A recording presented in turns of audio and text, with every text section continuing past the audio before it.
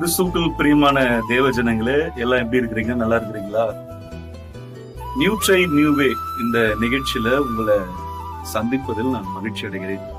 அதாவது, ஏற்ற நேரத்தில் சொல்லப்படுகிற வார்த்தைகள் வெள்ளித்தட்டில் வைக்கப்பட்ட பொற்பழங்களுக்கு அது ஈடாக இருக்கிறது. சங்கீதம் 15:4 எடுத்துக்கிறீங்களா? படிக்கலாமா? ஆகாதவன் அவன் பார்வைக்கு திழ்ப்பானவன், கர்த்தருக்கு பயந்தவர்களையோ கனம் பண்ணுகிறான். ஆணையிட்டதில் தனக்கு நஷ்டம் வந்தாலும் தவறாது இருக்கிறான். இந்த வார்த்தைக்கு நிறைய பேர் நிறைய விளக்கங்களை சொல்லியிருப்பாங்க, நிறைய விளக்கங்களை சொல்லி கொடுத்திருப்பாங்க. சரி, இந்த வசனத்தை நான் ஒரு வேற கோணத்துல நான் உங்களுக்கு காண்பிக்க விரும்புகிறேன். 2 பேரு ஃப்ரெண்ட்ஸா இருந்திருப்பாங்க. 2 பேருக்குள்ள இப்போ பிரச்சனை வந்துருச்சு. 2 பேரும் பிரிஞ்சுட்டாங்க. ஃப்ரெண்டா இருந்தவங்க இப்ப ஆகாதவங்களா மாறிட்டாங்க. அதாவது அவங்க தீழ்ப்பானவங்களா மாறிட்டாங்க. அவரை பார்க்க மாட்டாரு, இவரை பார்க்க மாட்டாரு. ஆனா இவங்க 2 பேரும் ஒரு காலத்துல இருக்கும் பொழுது, நான் எனக்கு வாழ்க்கையில நான் பெரிய ஆளா, நான் உயர்ந்தா, என்ன கடவுள் ஆசீர்வதிச்சா, நான் உன்னை உயர்த்துக்கிறேன், உனக்கு உதவி செய்யறேன் அப்படின்னு சொல்லி நிறைய வாக்குகளை கொடுத்துருவாங்க. இப்போ நிறைய பேர் பாருங்களேன், வீட்டுக்கு சில பேர் வந்து நமக்கு பிடிக்காதவங்க வருவாங்க. அவங்கள மூஞ்ச காட்டுறது, அவங்கள திட்டுறது, அவங்க எடுத்துன்னு வந்தா நோட்டீஸ் அவங்க மூஞ்சில கிழிச்சு போடுறது, அவங்கள வீட்டுக்கு வர வச்சு அவங்கள அவமானப்படுத்துறது, இந்த மாதிரி வேலை எல்லாம் நம்ம செய்யவே கூடாது. ஒரு கிறிஸ்தவங்களா இருந்துட்டு இந்த மாதிரி காரியங்களை நம்ம எப்பவுமே ஈடுபடக்கூடாது. ஆனா கர்த்தருக்கு பயப்படுறவங்கள கனம் பண்ணணும். பாருங்க, இன்னைக்கு நிறைய பேரு ஊழியக்காரங்களை கூட மதிக்கிறது இல்லை.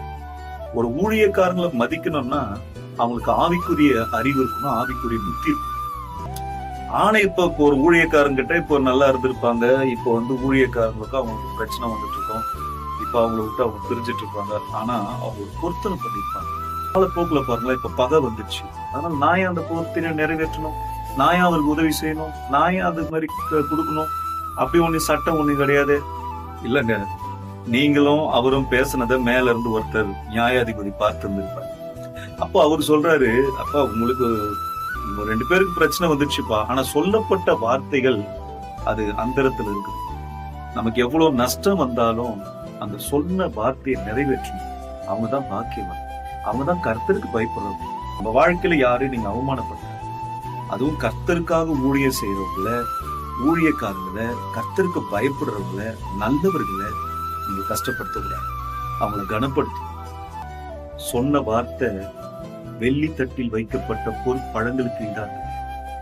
அதுலதான் நீங்க யாரு, நீங்க தேவனுக்கு பயந்தவங்களா இல்ல கர்த்தருக்கு முக்கியத்துவம் கொடுக்குறவங்களான்றது இந்த நீங்க செய்யற அந்த நற்கிரிகள்னாலதான் உங்ககிட்ட பேசாதவர் கூட உங்ககிட்ட பேச ஆரம்பிச்சு.